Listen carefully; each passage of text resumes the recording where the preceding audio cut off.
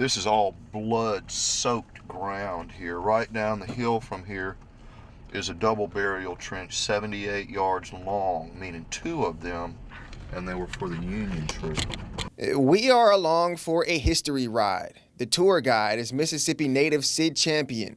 He's describing the Battle of Champion Hill, one of the bloodiest battles of the Civil War, leading to the siege of Vicksburg. The war was fought about one, states' rights, and another thing that some people do not like to admit to, but I find it purely in the history and written all over the place, was slavery.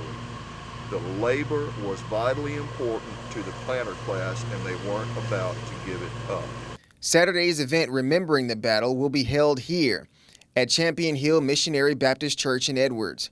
Over 100 years ago, Matilda Champion deeded this property over to the church. This land was a medical hospital for troops, and today Confederate troops are still buried underneath the soil. Climbing up to the top of Champion Hill, the highest ridge, the highest point in this county, which is why the battle ended up getting fought here. Good place to put artillery up here, and they did. And speaking of artillery, just up the road from the church is Champion Hill Road. You can take this street all the way to Vicksburg. It runs directly in front of where troops set up shop on Battle Day, May 16th. When the Confederates came over the hill, they faced the Union's artillery line of 28 guns. And the rest, as they say, is history. Well over a century later, Sid Champion still collects memorabilia from the war. Structures from that time still stand, and for good reason.